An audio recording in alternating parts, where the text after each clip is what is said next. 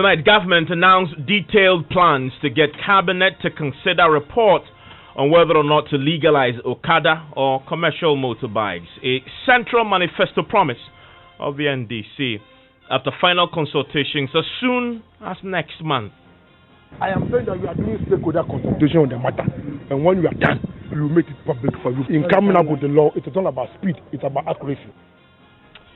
And then later, in the midst of the intemperate language and fake news, the National Media Commission is tonight admitting it lacks the capacity to monitor and clean the airwaves of bad language. We have details of that for you also later tonight on Top Story.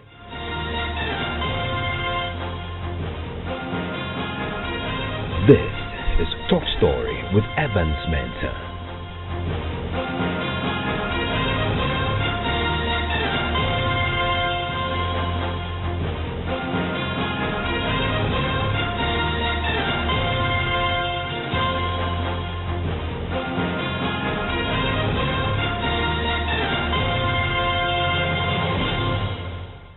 And Top Story is always brought to you by Gasim Cement, the nation builder, and Vodafone. The future is exciting ready. The NDC had promised to legalize it. I'm talking about Okada or the commercial motorbike business. And tonight, in the last few minutes, the government has issued a detailed statement spelling out a roadmap towards a cabinet consideration of a report that may recommend the legalization or otherwise of that same business, which the NDC has made a central plank of its manifesto promise going into the 2020 elections. It's already generating a lot of controversy, as you can imagine. My colleague Elton Brobe joins me with a copy of the statements issued tonight by the Transport Ministry. Elton, let's go through this. This gives us a sense, for the first time, a detailed sense of the work that government says they're already doing on the matter of whether or not to legalize Okada. Absolutely, and the statement takes notice of the fact that there is currently public debate on the legality of the Okada business. Now, this is what government has done so far according to the Transport Ministry. One, the law which makes Okada operation illegal, that's the Road Traffic Regulation 2012, LI 2180, was passed in 2012. By the then NDC administration under the former president, His Excellency John Dramani Mahama. 2. The Akufo-Addo government, upon assumption of office, sought to assess the implementation of the road traffic regulation, and in the process needed to consult stakeholders, industry players, and interest groups on the provisions in the law. 3. Accordingly, the ministry between March and November 2019 held consultations with various organizations, regional administration and local authorities at the following venues. They talk about Greater Accra, Volta, Eastern, Western Region, Central Region, Bono Region, Ashanti Region, Upper East, Northern, and the Upper West Region.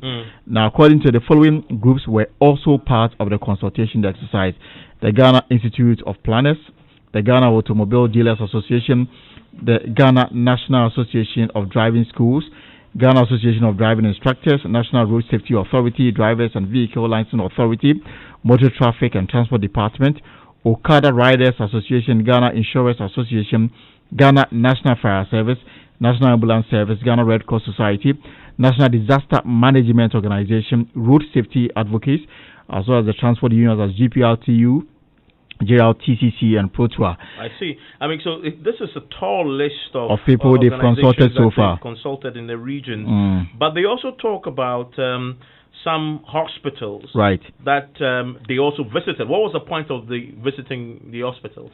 So they visited the Kofanoti Teaching Hospital, the Kolebu Teaching Hospital, the Greater Accra Regional Hospital, according to were visited to obtain first-hand information on the toll of Okada-related injuries on the admissions and operations of the health facilities. And then it looks like they even consulted the Ghana Journalists Association. Of course, that's according to statement in point 6, the GJA, also in November 2019. Now, the statement said that Now, this is where it gets interesting. So now, this lays out what government says they've done on this matter already. Right. And I get clearly, because it's become a political issue, it appears that this has been laid out for the government saying that before John Mahama promised it, we've already started working on this. And it's clear that's why. Because Sector Minister had already spoken about this week, 2 days ago, but then follows it up with a detailed statement. Right. He's not ending there. No, now, he's not giving ending us there. a roadmap going forward, Right. what might happen in the next few weeks. And that's the second phase of what they want to do. And the second phase, according to them, is the consultation to engage stakeholders in 6 newly created regions, and Bono, Ahafo, Western, North, and the rest. And also other key interest groups and civil society organizations would also be consulted.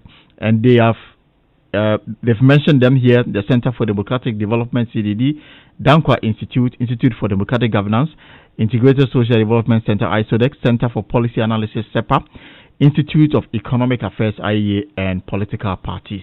I see they want to consult the political parties as well. The political parties going forward, and I guess they'll be consulting the NDC. Of course, the NDC already said they will legalize. They have a position on this already. Yeah, of course, you don't need to. That is going to be an interesting one. That's going to be interesting. But there are some firm timelines to this. Of course, Evans, this is due to COVID-19 pandemic. The final stage of the stakeholder engagement is expected to commence in October. That's some few weeks away, and a report presented before Cabinet for consideration. Okay, and the report will spell out whether to go ahead and legalize or not, maintain the status quo. So, October, final consultations, the final stage of consultations to commence in October. Oh, sure. Then, obviously, you have November before the election, and the report is going to go to Cabinet. The question is government committed to fast-tracking this to sort of act on it before Parliament rises before the election and have it either legalized or not? I mean, that's going to be a very interesting. The interesting thing about this whole thing is that this law in question was passed in 2012. Yes. Between 2012 and now, it was 8 solid years. Yes. And it is now that it is receiving life. I mean, on PM Express a couple of days back, when I had the chairman of the NDC Manifesto Committee, I put that same question to him. It says John Mohammed's administration that passed the LI to ban it. He says he's changed his mind now. I asked what has changed. His point was the numbers of those involved in the business had grown quite significantly since then, and so it's become such an important source of livelihood for people, and that's why they've changed their minds. But there's an interesting position now that the government has expressed. I want to bring in Kwame Agboja, who speaks for the minority on transport, joins us on the telephone line right now. Mr. Agboja, thank you for your time here on Top Story. Good evening, Evans. Good evening to your church. So you've heard or seen this statement by the Transport Ministry. This is a central plank of your manifesto. They say they've already started work on this before you even announce that it's a big promise for you. And in October, final consultations will happen, goes to Cabinet, and possibly might even be out of your sale before you even consider winning elections. Your reaction? Evans, if this report was not coming from you, I would have thought it was a fake news. Why did I say that? Because even just on the 6th of September, just a few days ago, the Vice President on a radio station in Tamale, specifically Fila FM, stated that the NPP was still opposed to the legalization of Okada and that they have a better idea. In fact, he called it the risky Mahama Okada business. And just on the 31st of last month as well, the National Road Safety Authority, the body that the minister claims has been doing the consultation, issued a statement in reaction to what President Mahama said and said that the legalization of Okada is dangerous. In fact, but I want to say that I want to commend the government for actually coming to endorse the position of President Mahama on this matter. This shows how direct the NPP is with a new idea. But Mr. Agboja, the statement categorically doesn't say a decision has been taken. It says they are consulting and the report will go to Cabinet after October's final round. They are only prompting the public on this. Why am I saying this? The body that is doing the consultation has already said, that is National Road Safety Authority, on the 31st of October, 31st of August, still said that the issue is a risky one. So I don't know how come NPP is doing a U-turn on this. How do you call it, Evans? We want to find out from the NPP. Since when have they noticed that this is something that is urgent? Evans, the petition to legalize Okada has been in Parliament since 2017, early part of 2017. Indeed, we met with other Okada people, the National Road Safety, in Parliament. The position of government was simple as to say that Ghana Medical Association and others said that it is dangerous. So they were not going to do anything about it. So the issue about they've been doing consultation and others is neither here nor there. Evans, if then are you saying it's not factual? Are you saying it's not factual that they've actually done consultation? Because I am saying that if the government, if a government finds something very important to do, they do it with dispatch. How many minutes did it take for us to pass the Ejapa bill in Parliament?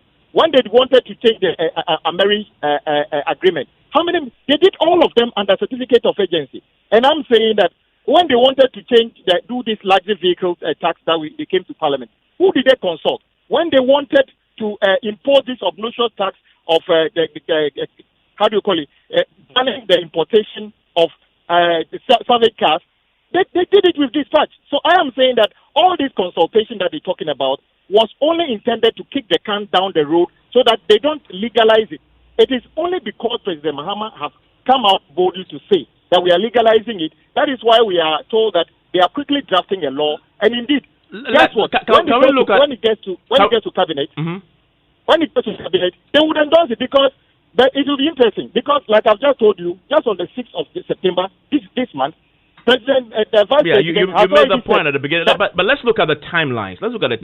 They put firm dates to when they started the consultations. The first date I see in the statement says that these consultations, according to the ministry, between March and November 2019, held consultations, and they go ahead to mention specific organizations they consulted. I mean, if it started in March 2019, this was long before John Mahama first announced his promise to legalize it. And so clearly the government has been thinking about how to make this a broad consultative process to arrive at a firm decision before John Mahama did. You dispute that? No. It is true that I'm saying in 2017, the car riders petitioned Parliament.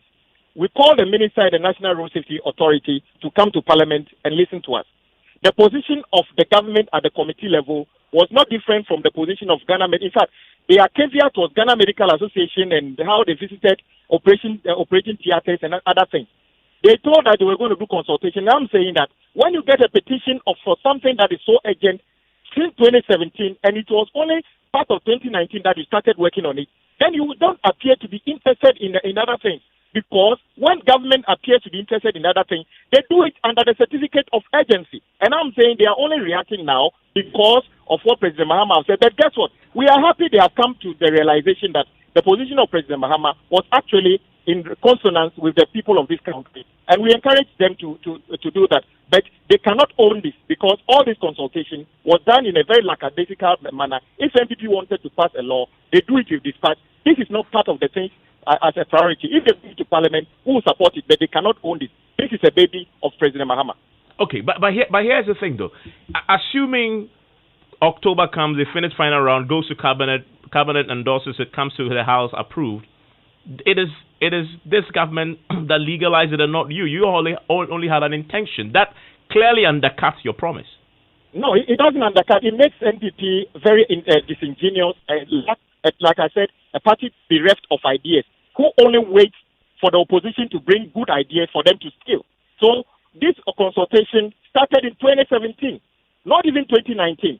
So when you hear them say the consultation started in 2017, that is even not true, because the minister would attest to the fact that we invited them right from 2017 when the Okada riders petitioned Parliament. And I've got documents to show how even we invited them to come to Parliament. So it is just a knee-jerk reaction, and they cannot do this simply because they fear Okada riders would vote against them. If they legalize it, we would say this is an endorsement that they've come on board lately because President Mahama have said it. Now, here's the question also about consultations. John Mahama had already said he will legalize, but based on what exactly is he making that promise? Government says we are consulting, and it's the outcome of the consultation that will determine what we do. But John Mahama already said he will do it, but based on what exactly? Excellent. It's a very excellent question. Evans, in 2012, I wasn't aware of an Okada station in front of Parliament. Today, there's an Okada station in front of Parliament. In 2012, I am not aware of Okada station in Adaklu. Today, there's an Okada station in Adaklu. In 2012, I didn't know how many people use motorcycles as commercial means of transportation. Today is different. So the government should have realized by now that this was not an issue that was negotiable. The issue of accidents and other things, as you and I have had this discussion long ago, and I said that the accidents that are happening cannot, in fact, there's no recording, including MTTB, that suggests that majority of accidents on our roads are caused by Okada. Because even in their data, if a vehicle knocks down a motor rider, it is assumed that it's Okada accident. How can that be? So the data has always been skewed against Okada riders to give way to prevent the legalization. And we have done our work. If you give us the opportunity, we'll prove to you why this is popular. If it's not popular, why is it that everywhere we went in the country, we saw young people who wanted to do this? If the MPP was actually in tune with the people of this country, how come the Vice President or the Dr. Mahmoud Baumia on the 6th, just last week, was still speaking to Fila Radio in Tamale and calling it the risky Mahama Okada business? So where is the change of heart coming from? Is it coming just today? I think the government has made it clear. If Vice President speaks against something, that is the voice of you mentioned change of heart. Let's talk about that. I mean, in 2012, it was John Mahama who passed the LI, right? That banned it. It didn't used to be banned. John Mahama was not a president in when you know you and I know that John Mahama was not president. He was the vice president. I mean, this is part of his government. He takes credit for the successes and the failures combined. You know. Yeah, this equalization wouldn't wash. Why?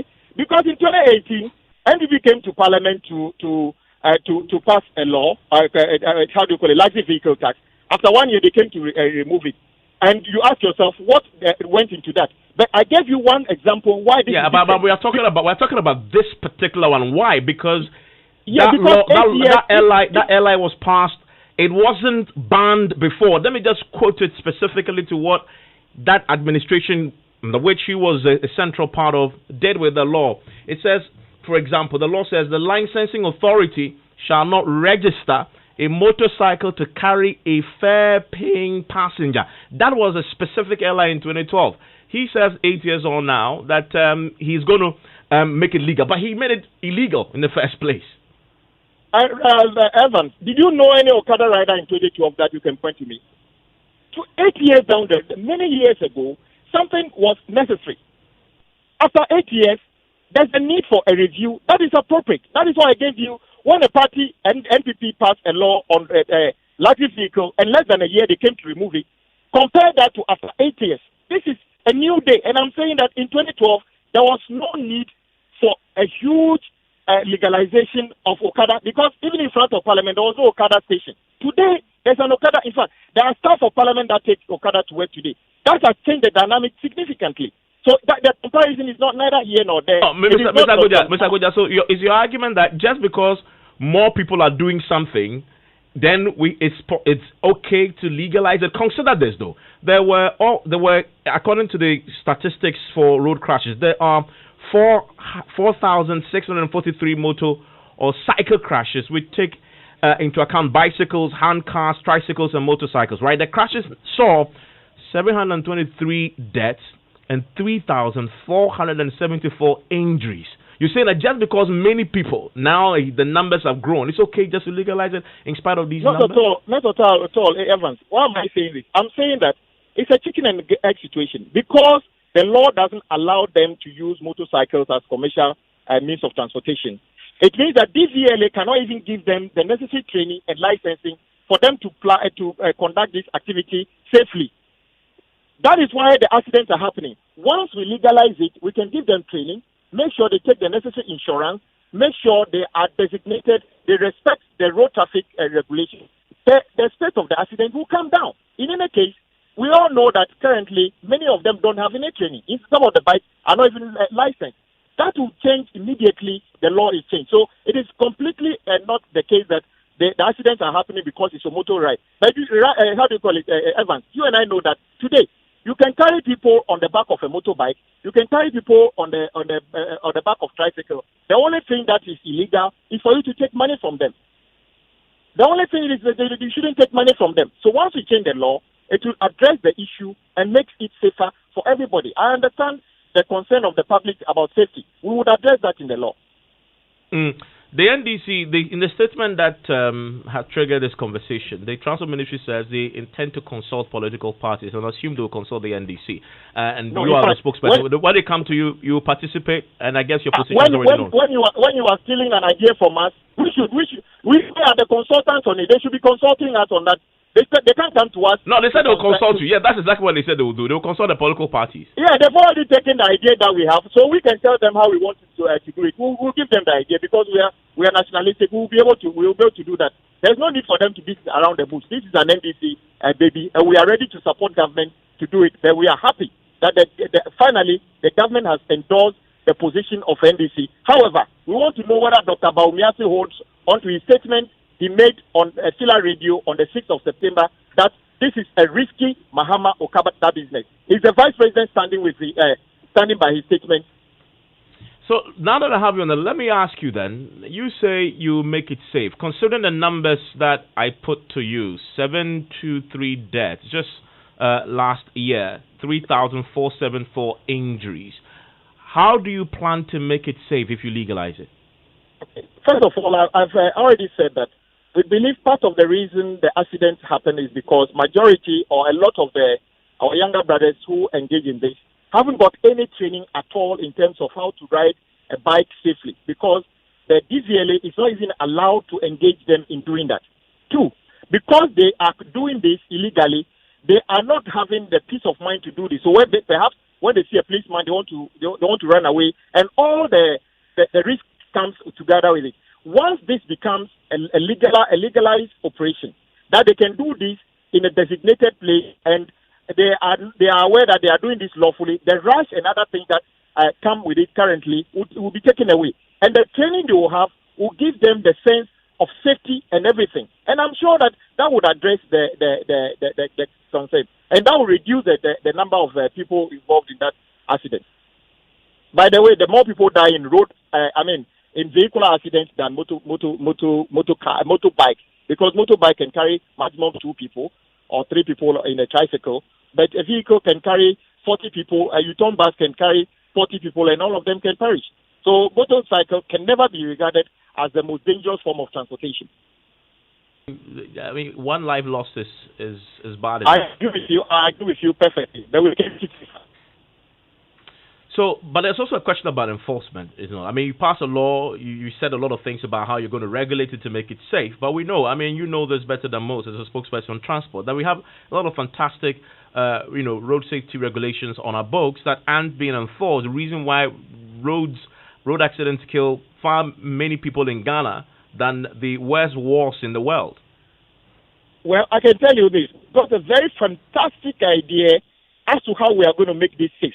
And we are not going to leave the enforcement on MTTD alone. We are going to take the enforcement right to the district assemblies, and the district assemblies who would basically be licensing these people at that level would police them. In fact, when the time comes, we'll tell you how the fantastic ideas you have, and you will be convinced that you could take Okada, you Evans could take Okada without fearing that you are putting your life in harm's way. If this should come to Parliament before you rise for the elections, would you vote for it? Why wouldn't I? Okay. This is our baby. NDC will be the first to be happy to see this bill in Parliament. We will be happy about it. The only thing that NPP needs to do is to be honest about it and tell themselves that this was not something they were going to do.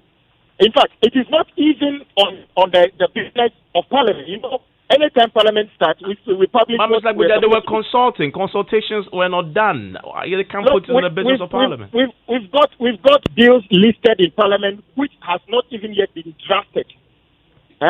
We've got bills drafted which have been listed for business, which has not even been drafted. But they are on the book. And I'm saying that if NPP really wanted to do it, it would have been part of the business that was outlined when the Parliament started this particular sitting. But it is not at all. And that is why I feel this is just a late coming around the table. And they should be honest enough to say that, yes, John Mahama has got a fantastic idea. We think it's a good idea. Let's rally around it as a country and get it passed. And then the opposition NDC would always, as always, support them to do this. Kwame Abuja, I'm grateful that you joined me. He is a minority spokesperson on transport. We've tried to get the minister, not successful yet. What we do, we'll bring his side to you.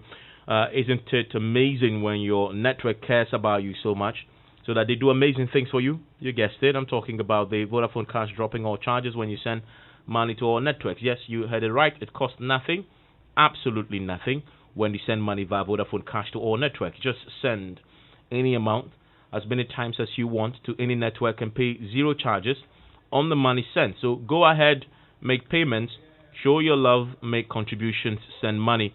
All you want via Vodafone Cash to all networks for free.